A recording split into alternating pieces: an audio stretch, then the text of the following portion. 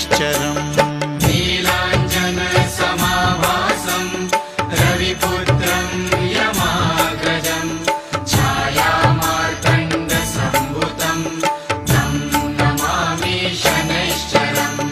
नीलाञ्जनसमाभासं रविपुत्रं यमाग्रजं छायामार्तण्डसम्भूतं तं नमामि शनैश्चरम्।